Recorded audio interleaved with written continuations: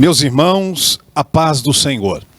Que prazer, que alegria estarmos uma vez mais reunidos, mesmo que de forma online, você que está aí acompanhando através dos canais, a nossa Escola Bíblica Dominical, onde nós teremos a oportunidade de compartilhar mais uma parte desse trimestre que tem sido fantástico, onde nós estamos falando sobre missões, sobre a obra missionária. É um mês, ou melhor, é um trimestre de conscientização, e uma conscientização de forma muito peculiar, né, sistemática, que o pastor tem trazido para que nós, como igreja, tenhamos consciência a respeito da obra missionária. Hoje nós estaremos estudando a lição de número 12. Número 12, o modelo de missões da igreja de Antioquia. E eu quero orar com você para que nós possamos, logo em seguida, começarmos a desdobrar o assunto desta manhã. Senhor Deus e Pai, nós te louvamos. Louvamos ao Senhor por teu amor, por tua graça abundante, pelo cuidado do Senhor sobre as nossas vidas. Louvamos ao Senhor por mais uma oportunidade que temos de compartilharmos a tua palavra, aprendermos mais e mais sobre a tua palavra, Senhor. Pai bendito, guia-nos durante este período, que vidas possam ser impactadas a nível de conscientização no tocante à obra missionária. Esse trimestre que de fato tem sido um instrumento para a igreja neste sentido. Pai, abre o entendimento de todos aqueles que receberão as instruções e a cada um dos professores, ó Pai, durante esse encerramento de trimestre, no campo todo, sejam instrumentos de bênção para transmitir as tuas verdades em nome de Jesus. Amém. Graças a Deus. Bom, nós estudaremos hoje o modelo de missões da igreja de Antioquia. O texto áureo da lição diz: E, servindo eles ao Senhor, e jejuando, disse o Espírito Santo: apartai-me a Barnabé e a Saulo para a obra a que os tenho chamado. A verdade prática, a ação do Espírito Santo é a garantia do sucesso de toda a obra missionária. E nós vamos ver aí este dunamis durante essa lição, essa ação do Espírito Santo de forma bem conceituada e muito dinâmica na vida dos missionários que nós iremos conhecer, e de fato teremos este privilégio nessa manhã de compartilhar este trecho tão lindo da história da igreja no tocante à obra missionária. A leitura bíblica em classe está em Atos dos Apóstolos, capítulo 11, versículos 19 a 26, e também no capítulo 13, versículos 11 a 5. Eu estarei lendo e você vai acompanhando aí em casa também com a tua Bíblia ou o teu smartphone, acompanhe a leitura. E os que foram dispersos pela perseguição que sucedeu por causa de Estevão, caminharam até a Fenícia, Chipre, Antioquia, não anunciando a ninguém a palavra, senão somente aos judeus. E havia entre eles alguns varões de Chipre e de Cirene, os quais, entrando em Antioquia, falaram aos gregos, anunciando o Senhor Jesus. E a mão do Senhor era com eles, e grande número creu e se converteu ao Senhor. E chegou a fama destas coisas aos ouvidos da igreja que estava em Jerusalém, e enviaram Barnabé até Antioquia, o qual, quando chegou e viu a graça de Deus, se alegrou e exortou a todos que, com firmeza de coração, permanecessem no Senhor. Porque era homem de bem e cheio do Espírito Santo e de fé, e muita gente se uniu ao Senhor. E partiu Barnabé para Tarso à busca de Saulo, e achando-o, conduziu-o para Antioquia. E sucedeu que todo um ano se reuniram naquela igreja e ensinaram muita gente. Em Antioquia foram os discípulos pela primeira vez chamados cristãos. Capítulo 13, versículos 1 a 5. Na igreja que estava em Antioquia havia alguns profetas e doutores, a saber, Barnabé e Simeão, chamado Níger, e Lúcio, Cirineu, e Manaém, que fora criado com Herodes o tetrarca, e Saulo. E servindo eles ao Senhor e jejuando, disse o Espírito Santo: Olha que tremendo. Apartai-me a Barnabé e a Saulo para a obra que os tenho chamado. Então, jejuando e orando e pondo sobre eles as mãos, os despediram. E assim eles, enviados pelo Espírito Santo, desceram a Seleucia e dali navegaram para Chifre. E, chegados a Salamina, anunciavam a palavra de Deus nas sinagogas dos judeus e tinham também a João como cooperador. Que tremendo, que maravilha. Essa é a leitura bíblica que conduz, que norteia essa aula nessa manhã. Esse conteúdo para as nossas vidas. O objetivo da lição, nós temos 3 objetivos a serem tratados nessa lição. E o primeiro deles está aparecendo aí para você na tela, é apresentar a natureza e as características da igreja de Antioquia. Esta é o primeiro tópico. O segundo, expor a sua natureza missionária. E o terceiro, enfatizar o serviço de missões em Antioquia. Esta é a lição de hoje, que servindo eles ao Senhor e jejuando, disse o Espírito Santo, apartai-me Barnabé e Saulo para a obra que eu os tenho chamado. E a verdade prática é direta em dizer que a ação do Espírito Santo é a garantia do sucesso de toda a obra missionária.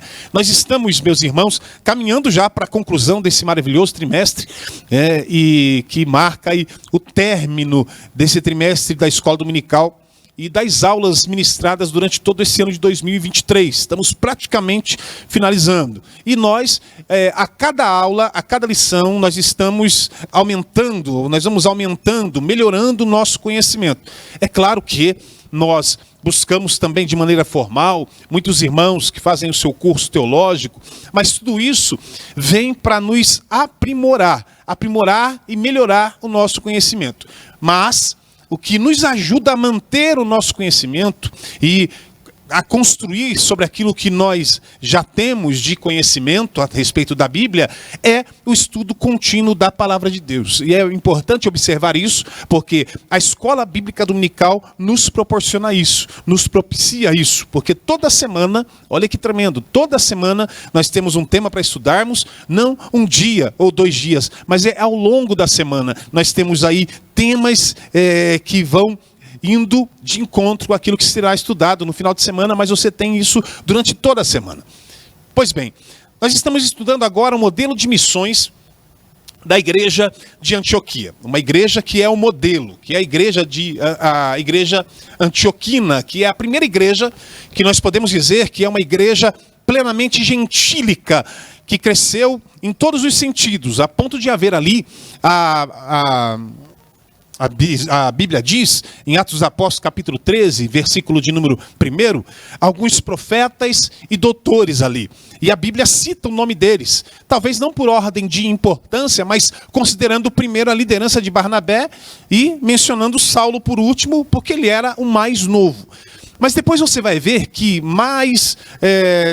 quem mais se notabiliza é Barnabé, que era líder e talvez fosse também o mais velho. Saulo, que passa a ser chamado posteriormente de Paulo, não é que o nome dele foi mudado, mas é que Lucas preferiu usar o nome romano, o nome latino deste apóstolo, mas ele tinha também o nome Saulo, de origem hebraica, e também o nome Paulo, como nós falamos, que era de origem romana. Mas os nomes dos profetas e doutores da igreja antioquina eram Barnabé, Simeão, Níger, Simeão chamado Níger, Lúcio Cirineu, Manaém, que foi criado com Herodes o tetrarca, e também Saulo. E nessa lição nós estudaremos sobre o início dessa igreja, que, vejam bem, ela se tornou o centro irradiador do evangelho. E nós vamos entender o porquê disso. E ali no primeiro século, nós tivemos destaque, nós temos destaque para esses 2 homens, Barnabé e Saulo, ou Paulo e Barnabé, como Lucas passa a chamar. Então veja que Paulo e Barnabé essa dupla missionária, porque era uma dupla movida pelo poder dinâmico do Espírito Santo, pelo dunamis. No capítulo 1, versículo 1, o texto diz na palavra do Senhor: e recebereis a virtude do Espírito Santo que há de vir sobre vós, e ser-me-eis testemunha, tanto em Jerusalém, como em toda a Judéia e Samaria, e até os confins da terra. Recebereis virtude. Virtude o que é? Poder, que no grego é justamente isso, dunamis, né? Então é importante observar que após narrar com detalhes os atos de dois apóstolos importantes dentre os 12, Pedro e João, você vê que sempre Pedro tinha a palavra, mas João estava sempre ali junto com ele. Então, após narrar detalhes dos atos desses dois apóstolos, Pedro e João, nós vemos que pode-se colocar dessa maneira, dois não apóstolos, né, roubam a cena. Quem é ele? Estevão, por exemplo, que abordamos na lição passada, e o outro é Filipe. Dois não apóstolos que são apresentados com destaque no livro de Atos, e Lucas, então, passa a mencionar os atos de outros dois apóstolos não pertencentes ao grupo dos 12. Dois apóstolos antioquinos, ou da igreja de Antioquia, que são justamente Barnabé e Saulo, e nós vamos falar muito deles nessa manhã. E essa dupla que começa a receber destaque ali, especialmente a partir do capítulo de número 12, mas no capítulo de número 11, Barnabé já se destaca. A partir do capítulo 12, ele está junto com Paulo. E nós vamos ver o que acontece. E aí nós vamos para o primeiro tópico, né? Antes, vale lembrar, colocar a palavra-chave dessa lição, que é modelo, tá? Que é o modelo da igreja de Antioquia. Tópico de número 1, a igreja de Antioquia, natureza e características. E aí nós temos o tópico 1.1, que é Antioquia da Síria. Então, após narrar a conversão de Saulo no início do seu ministério, bem como as viagens de Pedro, porque Pedro ele torna-se também um pregador itinerante, especialmente a viagem dele para Cesareia. Lucas, ele se volta para o trabalho de Barnabé na capital e sede militar da província romana da Síria. Isso é, Antioquia da Síria. Existe a Antioquia da Psídia. Lá no final da lição nós vamos falar bastante sobre a Antioquia da Psídia, né? Mas essa aqui que nós estamos dizendo, essa é Antioquia da Síria. Então não dá para confundir, ou nós não podemos confundir. Havia algumas cidades com o nome de Antioquia, em homenagem, essas cidades recebiam esse nome de Antioquia, em homenagem àquele profano Antíoco IV, né? Também conhecido como Antíoco Epifânio, que aliás, vale lembrar que ele profanou o templo num período intertestamentário. Ele entrou no templo, sacrificou um porco, né, introduzindo ele ali no templo, também uma estátua de Zeus, esse Antíoco Epifânio. Mas ele era o importante governador grego daquela divisão que houve quando o Alexandre morreu, né? Então Antíoco ele acabou por profanar o templo, etc. Ele deu nomes às cidades e etc e tal. Para os gregos, esse homem era um grande líder, um líder muito importante. Agora, também é necessário considerar que houve muitas conversões em Jerusalém a partir do dia de Pentecostes. Mas, depois de algum tempo, o que aconteceu? A igreja-mãe, sufocada pelas seitas extremistas do judaísmo, como o farisaísmo, por exemplo, deixou a evangelização de lado. Deixou de evangelizar, de exercer o ídolo do Senhor. E com isso, cedeu espaço à igreja antioquina. Então, a igreja-mãe, por causa das perseguições lá em Jerusalém, ela acaba deixando de evangelizar. Aí a sua força evangelizadora, que se esfriou, se arrefeceu, e aí cede espaço para a igreja antioquina, que se situava numa encruzilhada geográfica, política e cultural entre o Oriente e o Ocidente. Ou seja, era uma grande metrópole para aquela época. Por isso vale ressaltar o que eu iniciei dizendo, né, que uma grande obra foi realizada a partir dessa igreja, porque acabou se tornando um modelo, mas olha a grandeza. A Antioquia era uma grande metrópole para a época, né? Entre Antioquia e Jerusalém havia uma distância similar a que se separa, por exemplo, as cidades brasileiras do Rio de Janeiro e São Paulo, cerca de 450 quilômetros. Ela era conhecida como a Rainha do Oriente, Antioquia, com uma população de aproximadamente, pasme, 500 mil de pessoas. Eram 500 mil habitantes. Era a terceira metrópole do Império Romano. Ela ficava atrás apenas da própria Roma e também de Alexandria, no Egito. Então veja que como essa cidade era importante. E ela se torna o centro irradiador do Evangelho. A despeito de ser uma cidade de má fama, porque ela era uma cidade de má fama, a semelhança de Corinto, que antes de alguém dizer eu sou de Corinto, já era identificar-se como uma pessoa imoral. O fato é esse, né? Moro em Corinto, já se destacava como uma pessoa imoral. Então algo semelhante acontecia com Antioquia. Antioquia era uma cidade conhecida pela sua imoralidade. Mesmo assim, entendemos, onde abundou o pecado, superabundou a graça de Deus. Então Antioquia se tornaria a capital missionária do cristianismo. Estrategicamente posicionada, ela era um centro de intercâmbio de ideias, culturas, religiões e costumes. Pelo menos 5 culturas podiam ser percebidas ali. A própria cultura grega, mas também a cultura romana. Se bem que boa parte da cultura romana haveria sido herdada dos gregos, que foram conquistados por Roma.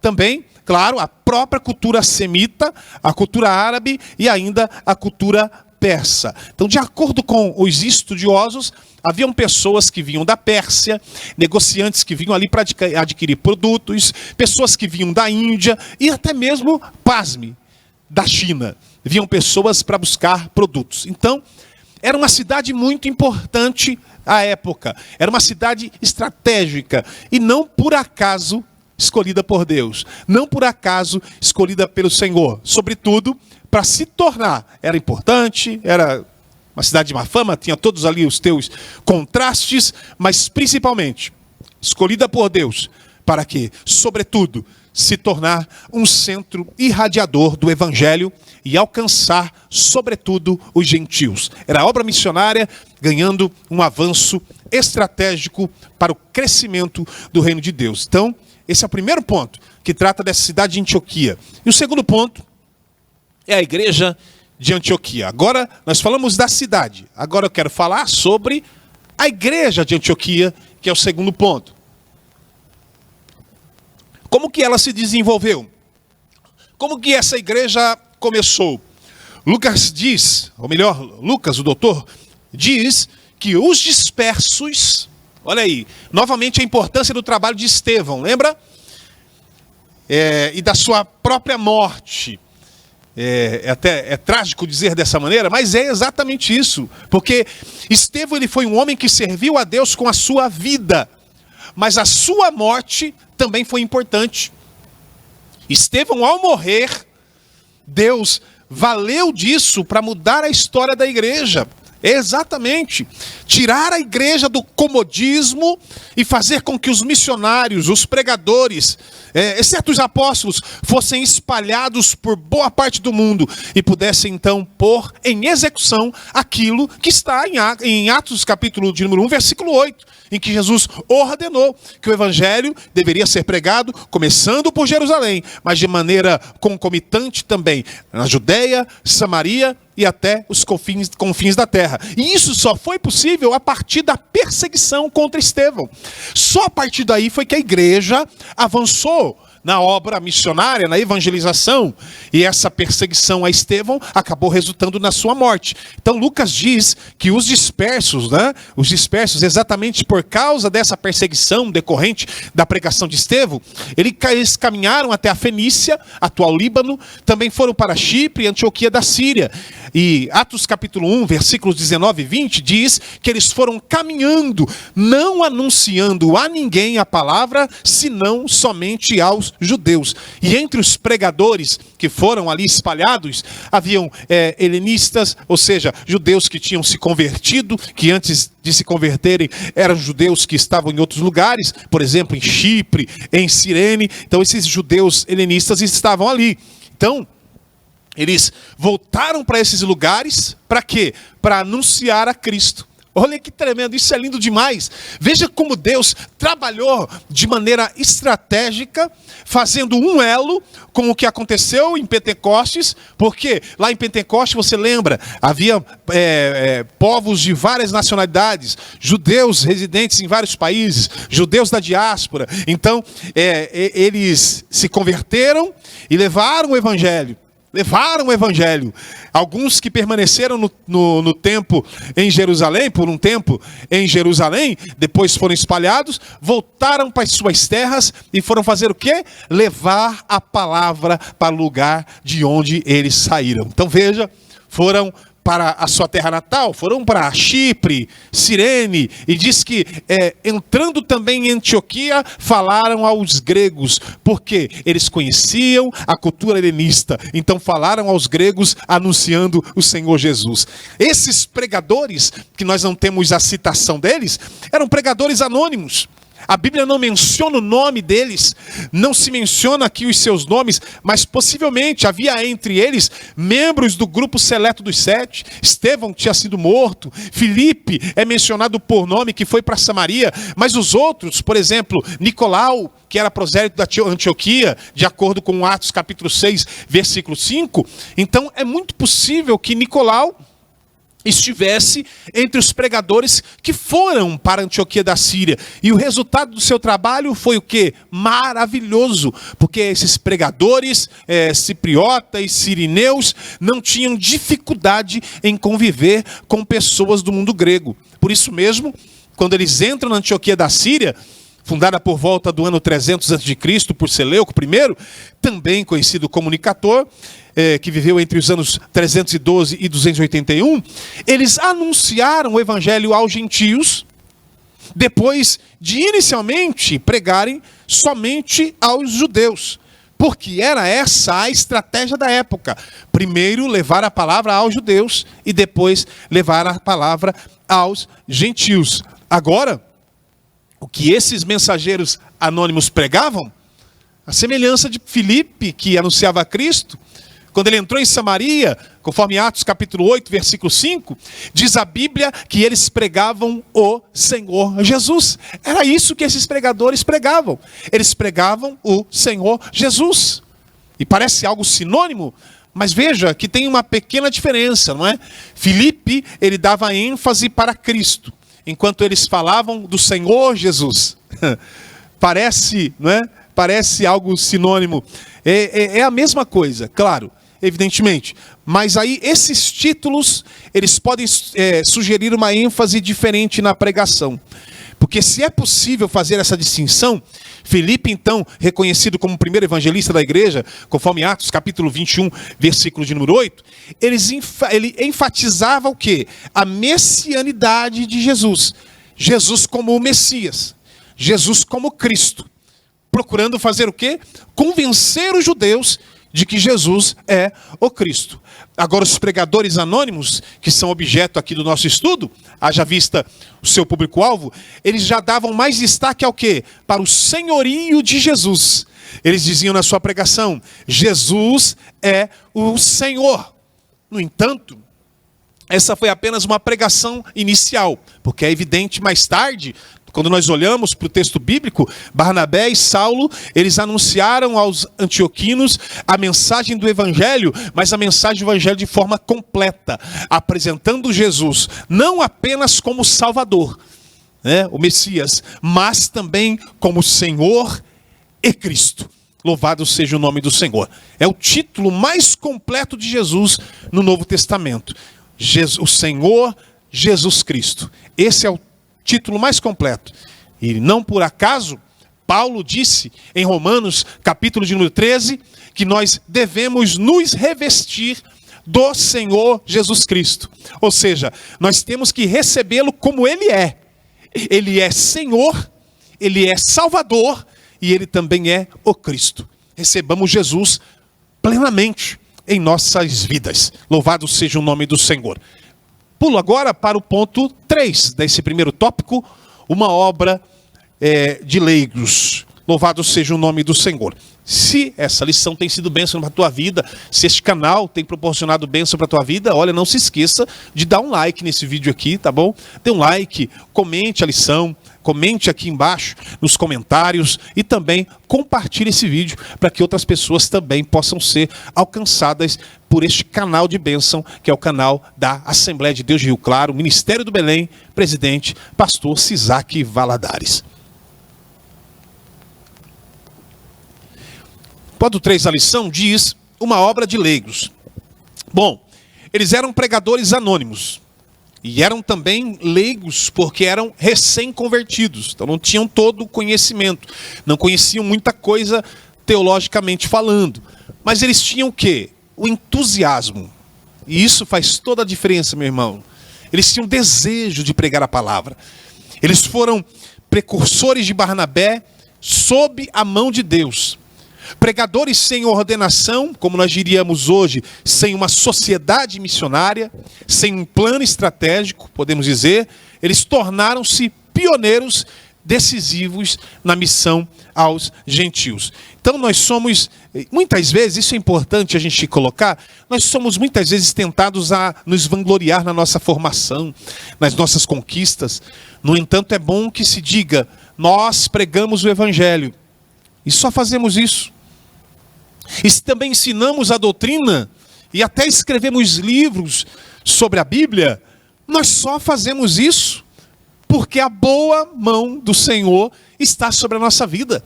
É graça de Deus, é graça de Deus. Mas olha que tremendo, o protagonismo, aqui ele recai sobre Barnabé. Barnabé ele acaba se tornando um protagonista. Engana-se, a gente não presta atenção em muitos detalhes, mas engana-se quem pensa que Barnabé é um coadjuvante, que foi apenas auxiliar de Paulo. É a nossa visão a partir do que Lucas começa a dizer no capítulo 13 de Atos, né? Mas se nós olharmos um pouco antes para o capítulo 4, em que Barnabé ele é chamado ali também de filho da consolação, filho da exortação, ou seja, Barnabé era um homem cheio do Espírito Santo. Significa que Barnabé era um homem que estava debaixo da direção do Espírito Santo. Nós tratamos muitas vezes Barnabé, né, como um coadjuvante, como alguém que tinha uma função secundária em relação às ações determinantes de Deus, mas nunca estudamos o seu ministério de forma destacada, né? Mas sempre o vemos como parte da linha histórica do grande apóstolo Paulo, claro, sem dúvida, né, o mais importante personagem do Novo Testamento depois do Senhor Jesus. Entretanto, é importante entender que Barnabé é sim um protagonista da história da igreja no primeiro século. Porque Barnabé, se ele sequer estava entre os 7, e eu coloco até como uma pergunta isso, né? Se Barnabé estava entre os 7, ele já não está entre os 12, por que é que ele não está, pelo menos entre aqueles que foram escolhidos posteriormente? É fato que ele não está entre os 12, porque possivelmente Barnabé está entre os 70. Lembra da comissão dos 70 que foram enviados? Então ele é um daqueles que desde o início estava seguindo Jesus. Mas ele não foi eleito para ser um dos 12, e também depois, quando os apóstolos quiseram eleger 7 homens para cuidar daqueles importantes negócios que era servir as mesas, e nós vemos que estes homens eles eram cheios do Espírito Santo, sobretudo homens de boa reputação, homens também cheios de sabedoria, além de outras qualidades que nós vemos ali quando eles tomam essa iniciativa de escolher esses 7 homens. Veja que Barnabé ele não está entre eles. Então alguém dirá, que protagonismo é esse de Barnabé? Aí nós podemos ver Barnabé como João Batista. Por quê? João Batista também não foi escolhido para ser um dos 12. Sendo ele um precursor de Cristo, um homem importante, por que ele não foi chamado para ser um dos 12? Mas, irmãos, ele foi chamado para ter um trabalho de destaque. Aliás, sendo aquele que fez o elo, não é? A ligação.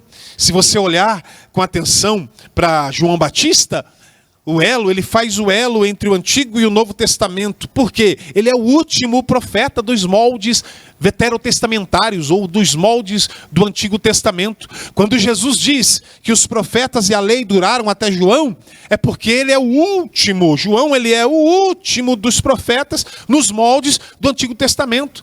É claro que tem ministério profético no Novo Testamento, mas são outros moldes. Jesus, ele veio para trazer ali um novo enfoque. E o Espírito Santo, que habita na igreja, que age como quer, não é? E nós temos no meio da igreja o dom da profecia. Nosso pastor esteve ministrando durante meses a respeito dos dons do Espírito Santo, da ação do Espírito Santo sobre nós e através de nós. Então há o ministério de profeta que nós vamos abordar daqui a pouco. Agora, por que Barnabé não está entre os 7? Repito, pelo mesmo motivo que João Batista. Porque a despeito de todas as qualidades, ele, apesar de não estar ali, não ser escolhido para ser um dos 12, ambos, aliás, não é tanto Barnabé quanto João Batista, ambos receberam uma chamada especial importantíssima. Porém, a parte desses dois grupos, quais? Do grupo dos 12 e do grupo dos 7. Na eleição dos 7 lá, o nome de Barnabé sequer foi cogitado, porque ele já tinha, ou já vinha atuando. Barnabé já vinha atuando como um apóstolo adjunto. Ele já era companheiro dos 12. Ele já estava ali como se fosse um deles praticamente. E depois a Bíblia chama Barnabé de apóstolo. E ele foi apóstolo juntamente com Paulo. Não do grupo dos 12, mas também foi considerado um apóstolo. E qual foi, afinal, a missão especial de Barnabé? Ele tinha, sem dúvida alguma, uma missão apostólica. Qual é a missão apostólica? Consolidação da igreja gentílica a partir da Antioquia da Síria. Ele veio para consolidar a igreja, como apóstolo, consolidar a igreja, e especificamente a partir de Antioquia da Síria. Se Pedro foi o primeiro que se distinguiu entre os 12 em Jerusalém, com certeza Barnabé exerceu a liderança apostólica similar, mas entre os gentios, na capital da Síria, na terceira metrópole mais importante do Império Romano. Só isso. Só isso. Numa das maiores metrópoles, 500 mil de habitantes, e ele acaba se tornando ali uma liderança apostólica similar, mas entre os gentios agora. Pedro entre os judeus e Barnabé entre os gentios. Quando a liderança da igreja, e quando eu falo da igreja mãe, a igreja em Jerusalém, soube o que estava acontecendo na capital da Síria, então eles resolveram enviar apoio de peso para Barnabé. E quem é que foi escolhido para... queriam enviar à cidade, Antioquia, um apoio de peso. E quem é que foi escolhido para ser esse apoio de peso para aquela igreja? Barnabé, que era um homem cheio do Espírito Santo. E aí o texto diz, nós lemos na leitura bíblica, que muita gente se uniu ao Senhor. Então, ele tinha total confiança dessa cúpula dos 12 apóstolos. Lá em Jerusalém, ele agia como o fiel da balança entre os elementos hebraicos e helenistas dentro da igreja nascente, a igreja que estava crescendo, a igreja que estava nascendo e concomitantemente avançando. Então o currículo de Barnabé era um currículo formidável, era um homem preparado, ele não era um homem leigo. Os pregadores que o antecederam, tudo indica que eles eram leigos, e essa é a nossa prédica, é a nossa temática nesse tópico, e mostra isso, que antes de Barnabé, tudo indica que eles eram leigos, mas Barnabé não. Barnabé era preparado. Certamente ele estava entre aqueles que desde o início já andavam com Jesus, e por um lado também ele era levita, que conhecia bem as escrituras, conhecia as práticas judaicas, os rituais, e por outro lado, nascido em Chipre, entendia bem o modo de pensar dos gentios. Então, veja bem que estrategicamente era o homem para essa obra, era o homem estratégico para esse trabalho. Ele tinha a mente aberta para as coisas de Deus, ele era suficientemente compreensível para reconhecer o verdadeiro valor espiritual quando via, tinha esse discernimento. E não obstante as circunstâncias, as adversidades, a igreja mãe enviou o seu melhor incentivador para ajudar os novos crentes ali na Antioquia da Síria. O fato de Barnabé ter sido enviado a Antioquia certamente traria como objetivo, ou objetivava, que ele pregasse o evangelho e animasse outros crentes ao longo do caminho. Precisavam se animar, se levantar, continuar, sacudir a poeira, prosseguir na caminhada, porque a igreja estava debaixo de perseguição. E meu irmão, uma perseguição contínua esfria uma igreja, seja numa cidade, no estado, num país, uma perseguição contínua. Lembremos disso. E essa igreja, ela estava em perseguição, debaixo de uma grande perseguição. E Barnabé, ele se apresenta como um incentivador, um consolador, porque este nome é o nome que Lucas lhe dá ao interpretar ali a maneira como ele era chamado em aramaico, porque o seu nome em aramaico, aliás, o nome dele era José. E Barnabé foi o apelido que ele recebeu ali, porque ele era filho da profecia, era um homem que era espiritual. Só que Lucas usa este nome para dizer também que ele é exortador, para dizer que ele é consolador. Ou seja, uma pessoa que estava em perfeita sintonia com o Espírito Santo de Deus. Barnabé era um homem cheio do Espírito Santo de Deus. E o Espírito Santo de Deus estava sobre a vida dele para ele exortar. Estava sobre a vida dele para ele animar os crentes, animar as pessoas. O trabalho de Barnabé em Antioquia foi um trabalho altamente notável. O seu protagonismo se comprova por sua atuação como pregador. E não somente como pregador, mas também mestre naquela cidade. Mas vemos também a sua autonomia como principal líder dessa igreja. Então ele se torna um apóstolo entre os gentios, assim como Paulo, que foi chamado por Deus para ser apóstolo dos gentios. Claro que Barnabé, ele não com a mesma magnitude de Paulo, mas ele também se notabilizou como um apóstolo entre os gentios. Ele aparentemente não precisava voltar para Jerusalém de tempos em tempos para dar um relatório. Ou seja, os apóstolos confiavam inteiramente em Barnabé. Além disso, nós não vemos ele pedindo permissão para eventos futuros ou para passos futuros. Como, por exemplo, nós lemos o texto, ir a Tarso e de lá trazer Paulo. E juntos, aliás, quando eles se juntam, aleluia, com a ajuda do Espírito Santo, eles viriam então a tornar a igreja antioquina a mola mestra de grande impulso evangelístico para dentro do Império Romano. Aí era onde a igreja avançaria de fato em meio aos gentios. Veja esse trabalho, um trabalho maravilhoso, um trabalho excepcional, mas foi um trabalho desafiador. E o grande desafio de Barnabé se dava pelo fato de haver ali uma grande comunidade judaica. Havia uma grande comunidade judaica em Antioquia da Síria, e isso geraria desconforto, né? Porque era uma igreja gentílica, havia também uma sinagoga que atraía muitos gentios, então calcula-se ali mais ou menos o número de judeus em Antioquia da Síria, perto de 25 a 65 mil. Era um grande desafio para Barnabé. Mas ele não foi para lá a fim de compartilhar um modelo de liderança. Barnabé não foi com esse intuito de compartilhar um modelo de liderança e fazer aquela igreja crescer. Não. Ele estava, na verdade, consciente de que a melhor estratégia humana, guarde bem isso, ele estava consciente de que a melhor estratégia humana não era nada ante a eficácia da graça de Deus. Tudo que fazemos, que nós dependamos da graça de Deus. Por isso, que as suas primeiras realizações, elas foram alegrar-se sobremaneira com o Senhor. O Senhor estava fazendo grandes coisas ali, e ele se contentava. As suas primeiras realizações foram alegrar-se sobremaneira com o que o Senhor estava fazendo e valorizar o trabalho daqueles que o antecederam. Isso é importante. Atos capítulo 11, versículos 22 e 23, mostra que Barnabé era um líder, e ele era tanto um líder como um incentivador, que ele mostra ali que ele não teve a vaidade de querer que todos reconhecessem que ele era o líder importante que fez aquele trabalho crescer. Ele não fazia questão disso. Tanto é verdade que ele foi em busca de Paulo. Quando ele percebeu que o trabalho estava crescendo, ele precisava de alguém para estar ao teu lado, né? Tinha pessoas ali para ajudá-lo, mas ele foi dirigido pelo Espírito Santo para buscar Paulo, que praticamente estava esquecido lá na sua terra natal.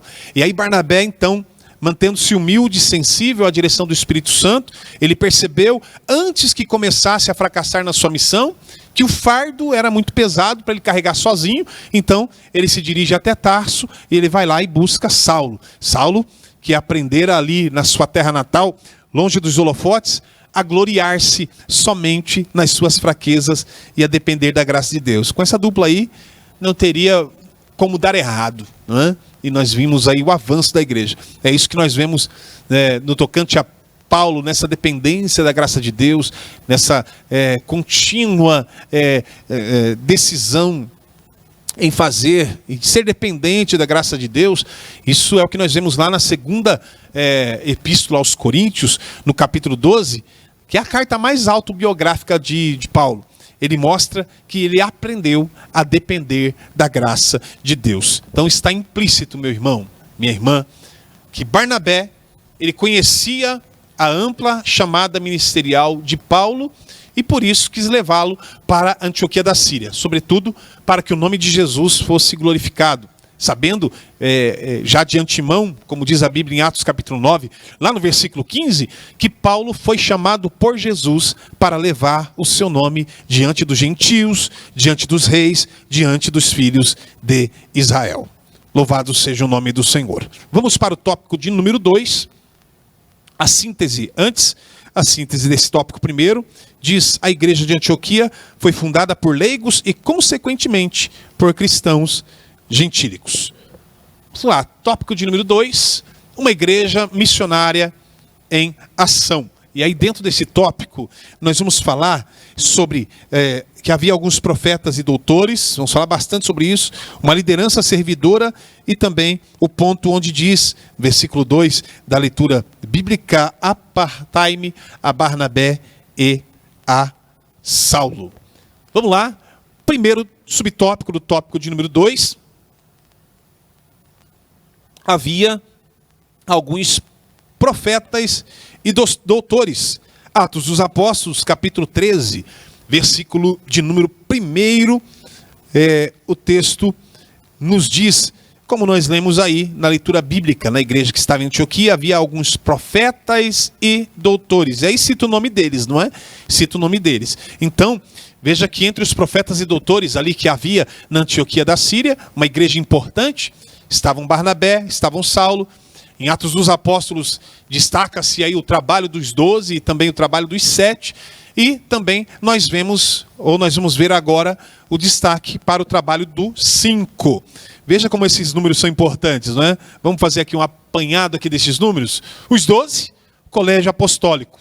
Os 7, quando foi instituído o diaconato na igreja primitiva.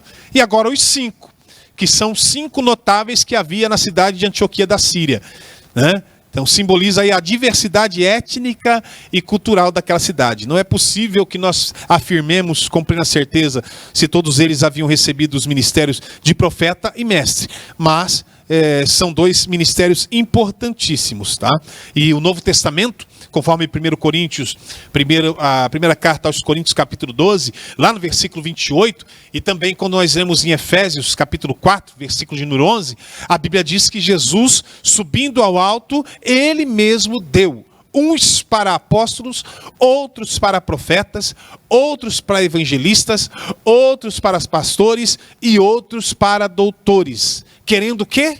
O aperfeiçoamento dos santos. Então, profetas e mestres, ou doutores, eram ministérios dados pelo Senhor Jesus Cristo pela instrumentalidade do Espírito Santo.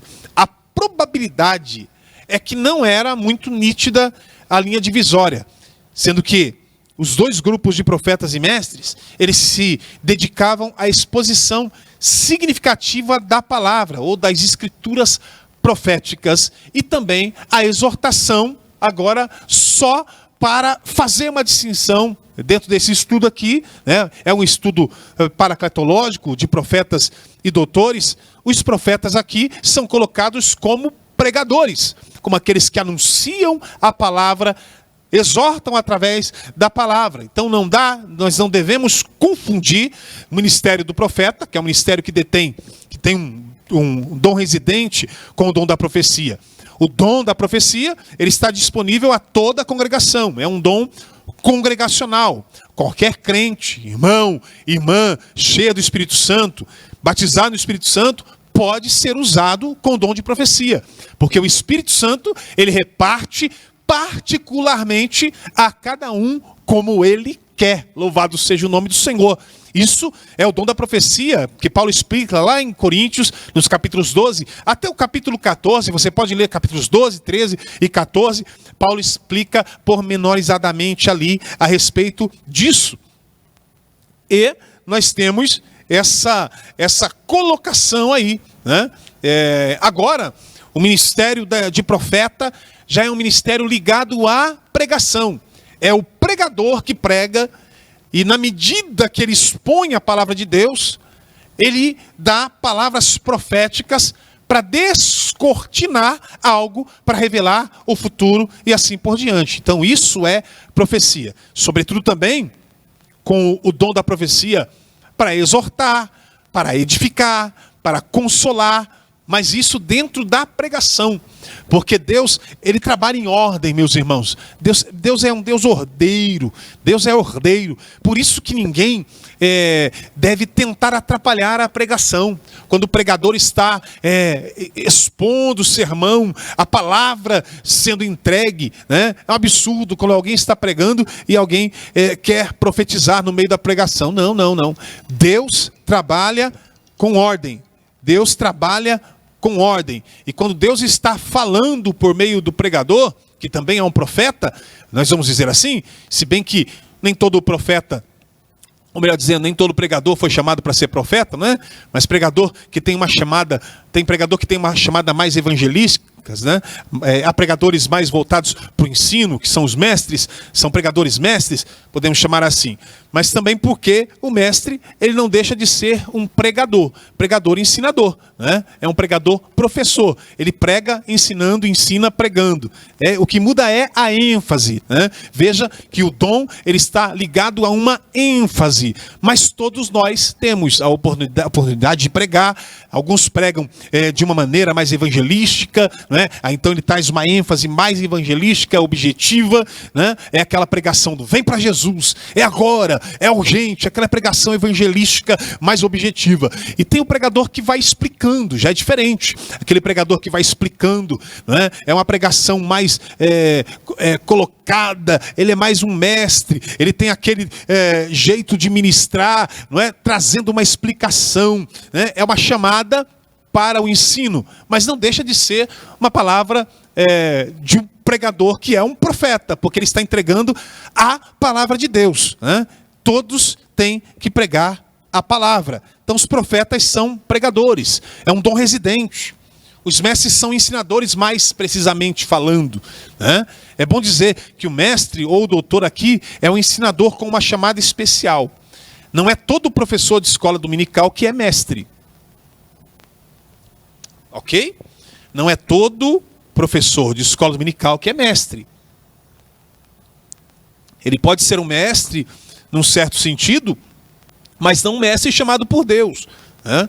Hoje tem pessoas que se confundem, achando que tem mestrado, tem doutorado e é mais importante que alguém que foi chamado por Deus para ser um mestre, né? E a gente tem que ter humildade, reconhecer a nossa chamada, né? Há pessoas que têm uma formação acadêmica mais privilegiada que os outros, mas essas pessoas não devem se sentir superiores, né? Porque formação acadêmica, a rigor, não quer dizer que a pessoa seja mais importante que os demais. Já viu aquela máxima, né? Quer conhecer a pessoa? É só ela subir numa folha de papel, você já vai ver, vai conhecer a pessoa, né? Você olha, essa semana eu ouvi essa frase, né?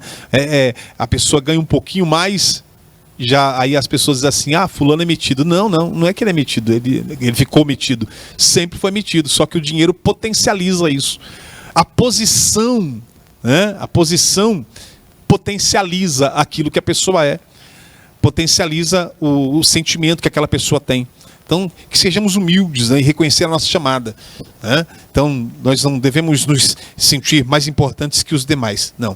Então, é importante que nós respeitemos as pessoas. Né? Tem gente que gosta de dar carteirada, né? Carteirada. Já se deu de frente com alguém assim? Você não sabe com quem que você está falando. Porque alguém só por ter uma formação um pouco melhor no ponto de vista formal, então tem que tomar cuidado, né? Tem que ter esse mínimo de humildade, né? Não confunda formação acadêmica com chamada de Deus, tá? Esse é o ponto. Não confunda chamada acadêmica ou formação acadêmica com chamada de Deus. Claro que uma pessoa chamada por Deus, por favor, se ela tem uma formação acadêmica, ela vai muito mais longe. Ela vai muito mais longe. Uma pessoa, nós falamos aqui sobre o missionário, né? Se o missionário não tem o mínimo de sociabilização, de entendimento, né? Ele chega num país, não precisa nem ir muito longe, chega num aeroporto aqui, não sabe se virar, não sabe onde eu vou, para onde eu vou, o que eu faço, como funciona, ouve o áudio, fica perdido. Então, o mínimo, né, de conhecimento, de entendimento. Então, uma pessoa que tem uma formação acadêmica vai mais longe, é claro. Juntando isso com a chamada de Deus, são outros 500 aí, como dizem, né?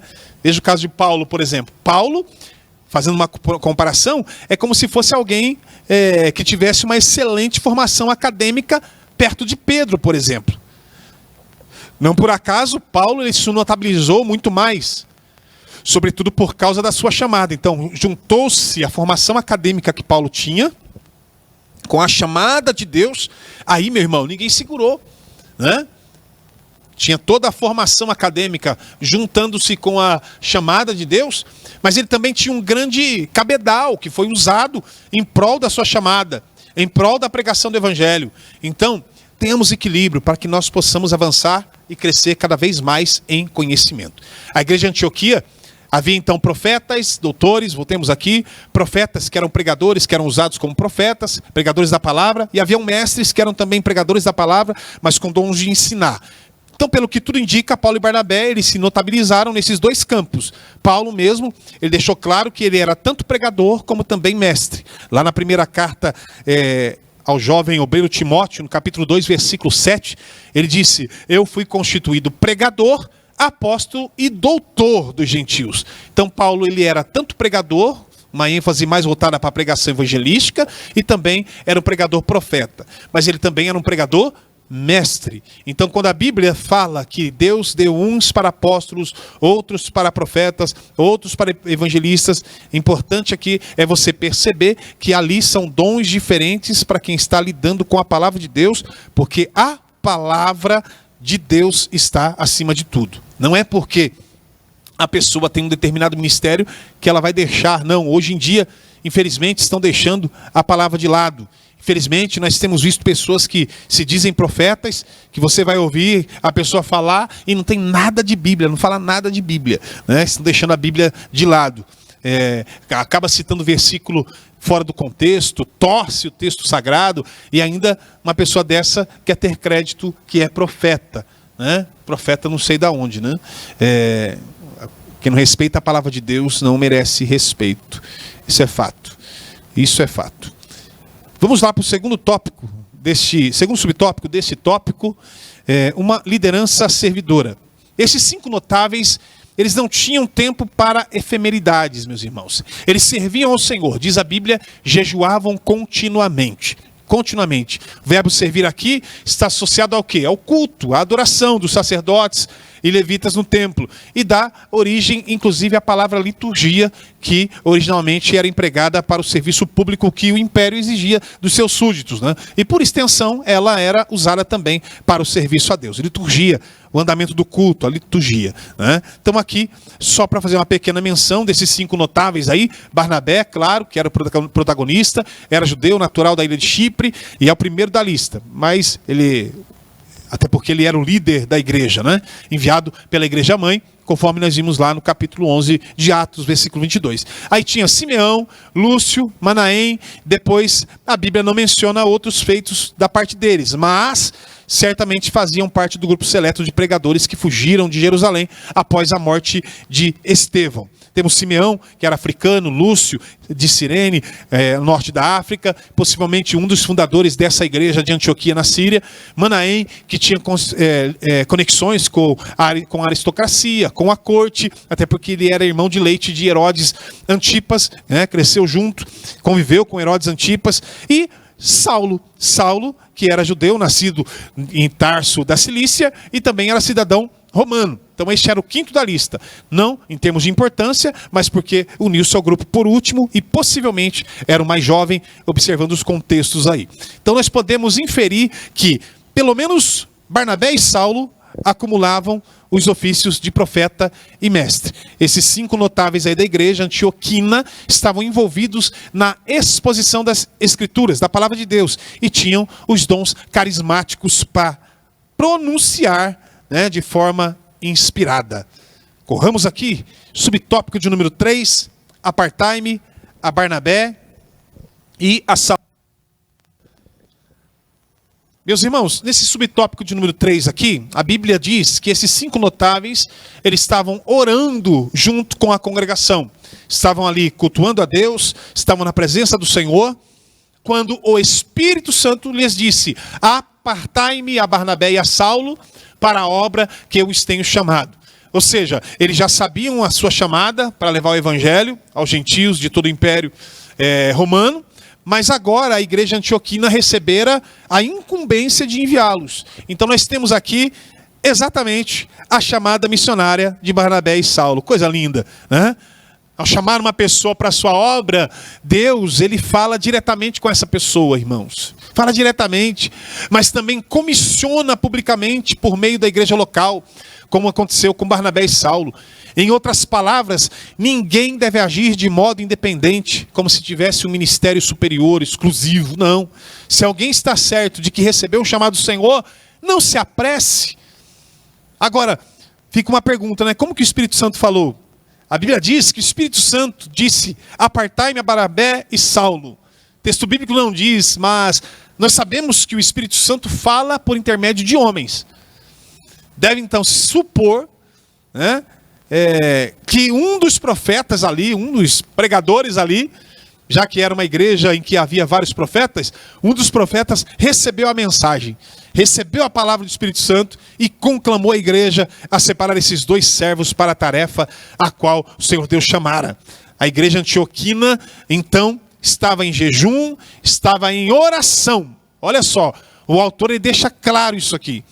A igreja estava em jejum, em oração. Houve oração com jejum antes da convocação. E não somente antes, depois também. No Novo Testamento nós vemos sempre o jejum e a oração casados.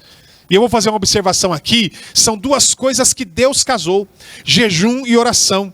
Interessante que Jesus disse que o que uniu Deus, o que ajuntou Deus, não separe o homem. É claro que, no contexto ali, está falando sobre casamento.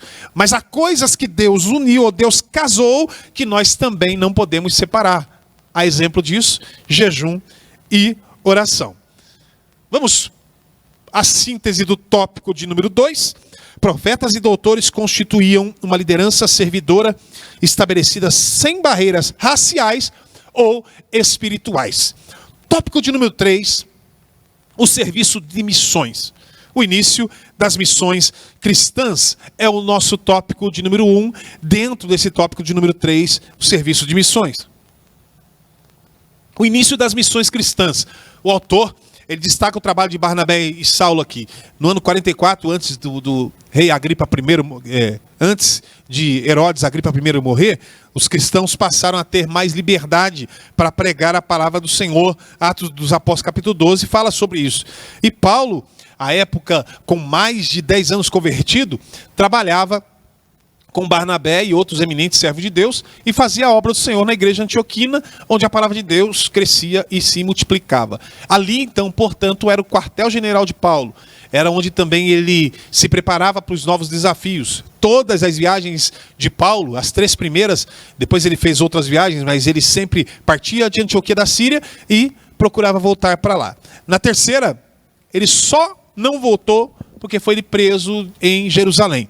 Conforme o plano de Deus, né? Deus queria que Paulo, após um período de prisão de 2 anos lá em Cesareia, fosse enviado para Roma.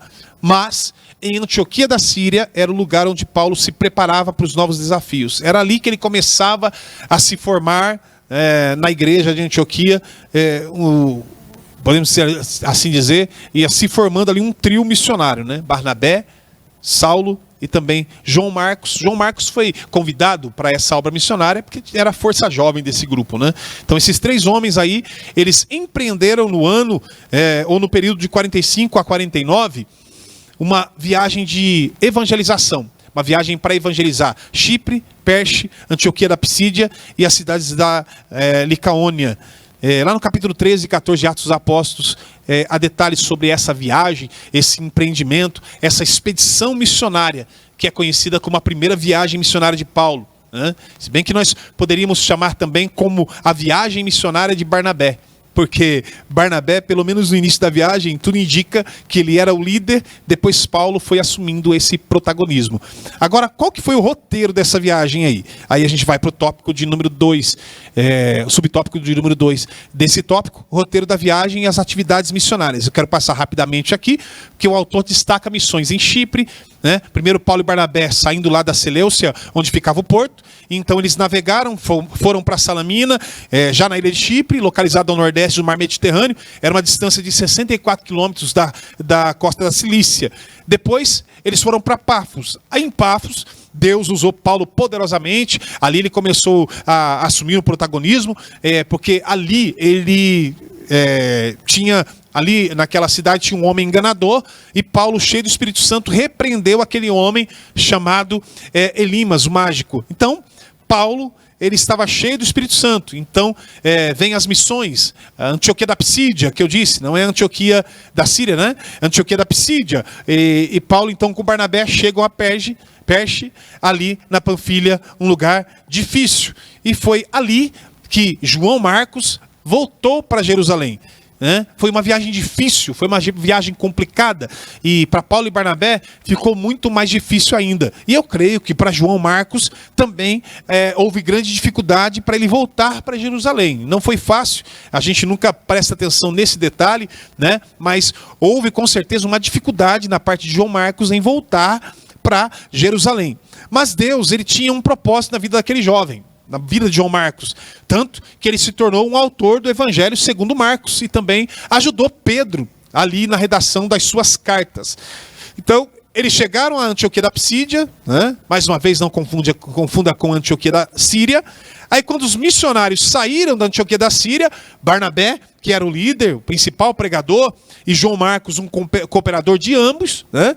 Ao deixarem Chipre, Paulo começou a assumir o protagonismo, que se transformou então em liderança após o retorno de João Marcos a Jerusalém. Lembrando que a Antioquia da Psídia, a igreja ali também foi uma igreja vigorosa, uma igreja pujante. A Bíblia diz, em Atos capítulo 13, versículo 52, que os discípulos da igreja de Antioquia da Psídia estavam cheios de alegria e cheios do Espírito Santo. E continuamos aqui, é tremendo. A gente começa a falar do Espírito Santo, da ação do Espírito Santo na igreja, é tremendo. Mas aí prosseguiu, né? Missões em Icônio, Paulo e Barnabé partiram para Icônio, na Licaônia, 96 quilômetros em direção leste da Antioquia. Aí foi feito um grande trabalho ali. Depois missões em Listra. Aí Listra, onde aconteceu aquele episódio envolvendo Barnabé e Paulo, né? Eles foram, foi engraçado, para não dizer trágico, né? Eles foram confundidos com Júpiter e Mercúrio, ou no grego Zeus e Hermes, né? Paulo, ele foi chamado de Hermes porque Hermes era aquele que tinha a palavra, era o intérprete das palavras de Zeus. Daí que vem a palavra hermenêutica. Você que estuda teologia, não é? Hermenêutica, da interpretação bíblica, vem da palavra Hermes, né? Um deus da mitologia grega, olha aí. E muita gente pensa que tudo aquilo que tem uma suposta origem pagã deve ser rejeitado, né? Que você tem que rejeitar o paganismo, mas palavras dentro do nosso vocabulário, tem muitas palavras, né, que têm origem exatamente na mitologia grega. a exemplo Hermes, que a palavra hermenêutica vem aí, né? Então a gente precisa, a gente não pode rejeitar a palavra hermenêutica só porque ela vem de Hermes, que era o deus da mitologia grega, né? Então é igual o grego koiné, né? Todo o Novo Testamento, o Evangelho, ele foi escrito no grego koiné, né? Que era uma língua sagrada, que era uma língua, melhor dizendo, não era uma língua sagrada, não era uma língua santa, né? Era a língua falada pelos gregos, que eram ímpios, né? Mas o grego koiné foi usado para pregar o evangelho, para transmitir. Era um grego mais comum, né? Então Deus usou essa língua, uma língua popular, repleta de termos de mitologia, termos pagãos, mas Deus usou esse idioma, essa forma de idioma grego, que não é uma forma clássica, né? O grego clássico é o grego ático, mas o grego koiné, esse grego koiné é o grego mais popular, é o grego que Alexandre ele usou justamente para a conquista, né? Foi algo permitido por Deus, porque quando Jesus chegou na plenitude dos tempos, o Império Romano tinha um idioma falado em todo o Império. Continuemos aqui. Aí Barnabé e Paulo, eles lá em Listra, quando Paulo é usado para que um homem fosse curado, a partir dali eles foram confundidos com Júpiter e Mercúrio. E com muito custo, eles convenceram os homens ali de Listra de que não eram nada disso, né? Mas não teve jeito. Aí Paulo acabou sendo apedrejado, mas de maneira miraculosa ele sobreviveu, e mesmo tendo sido apedrejado, ele ainda conseguiu caminhar. Aí ele foi fazer a missão em Derbe. Pensa, meus irmãos, numa pessoa que foi apedrejada, arrastada. Qual seria a condição física dessa pessoa? Estaria Paulo com braços, pernas e dedos quebrados? Possivelmente sim. E a sua cabeça? Como que ela estaria? Ele havia sido dado como morto, é o que o texto diz. Mas não obstante a isso, ele levantou-se, viajou para Derbe, na Licônia, a 32 quilômetros de Listra, e foi lá fazer a obra. Que milagre maravilhoso! E aí vem o regresso à Antioquia da Síria. Depois de Paulo e Barnabé terem anunciado o evangelho em Derbe, feito muitos discípulos, iniciaram em 49 e voltaram ali para a cidade de Antioquia da Síria, mesmo estando bem próximos da Síria, eles resolveram então não fazer a rota por Chipre. Ao invés de passarem pelas rotas da Síria, da Cilícia, melhor dizendo, eles tomam a direção oeste para voltar e voltar ali pelo longo caminho que haviam percorrido, a fim de visitar as igrejas estabelecidas, mesmo em lugares onde haviam sido indignamente atados. Era um trabalho que eles faziam e faziam muito bem, era de revisitar lugares por onde eles haviam passado. E para terminar, meus irmãos, subtópico de número 3, prestando contas. Porque Paulo e Barnabé, eles estabeleceram igrejas em outros centros, da Psídia, Panfilha, Atália, Porto de Panfilha, 26 quilômetros de Perche, e onde seguiram para a Antioquia da Síria, cuja igreja recebeu uma inspiração ao ouvir a história dos triunfos do Evangelho mediante os esforços dos seus distintos missionários. Então nós aprendemos aqui, ao estudar essa primeira expedição dos missionários antioquinos, aqui o seguinte: primeiro, o missionário não é independente. A ideia de que só respondem ao Senhor, ela não é bíblica. Porque Paulo e Barnabé, eles relataram a atividade missionária à igreja que os enviou. Olha só, prestação de contas. Em segundo lugar, o missionário chamado por Deus, ele enfrenta oposição. Paulo e Barnabé, especialmente o primeiro, eles foram muito hostilizados e perseguidos, mas o seu trabalho não foi vão no Senhor. A síntese desse tópico, nós estamos caminhando para o final, diz: a primeira viagem missionária de Paulo começa em Antioquia, com a escolha e envio de Paulo e Barnabé por meio do Espírito Santo. E aí nós vamos para a conclusão dessa lição. Podemos afirmar que a igreja cristã cumpre o seu propósito quando a cultura de missões faz parte da sua rotina. Uma das provas de que o Espírito Santo age na igreja é o investimento em missões. Assim é a nossa tarefa de evangelizar, participar dos projetos missionários de nossa igreja local, orar e jejuar por missões, contribuir e se colocar à disposição para ir ao encontro de quem precisa ouvir Jesus. Quando o Espírito Santo encontra pessoas despojadas e sedentas por almas, ele as capacita com talentos e dons espirituais, para que se lancem inteiramente na mais sublime missão: ganhar vidas para o reino de Deus. Louvado seja o nome do Senhor. Logo mais à noite, quero te fazer um convite especial. Às 18h30, nós temos o nosso culto da família. Transmitido online também, mas a tua presença aqui fará o nosso culto se tornar ainda mais especial, recebendo você como um dos nossos visitantes, cooperando conosco. E pela manhã, 9 horas, não se esqueça, mais uma aula da Escola Bíblica Dominical. É noite de Natal, mas é dia 24, né? Véspera de Natal, mas programação normal, 9 horas da manhã, Escola Bíblica Dominical, 18h30, o culto da família. Depois você vai para casa e aquela ceia maravilhosa com a sua família. Depois você tem o dia todo do dia 25 para estar celebrando aquele que vive, Jesus. Deus te abençoe em nome de Jesus. Eu quero orar por você. Senhor Deus e Pai, nós te damos graças por essa importante lição tratada nesta manhã. Que o Senhor possa continuar cuidando de nós, ó Pai, nos dando fortalecimento, direcionamento e, sobretudo, Pai, conscientizando-nos sobre a importância da obra missionária. Abençoa cada um dos teus filhos, é o nosso pedido a Ti, em nome de Jesus. Deus te abençoe, em nome do Senhor.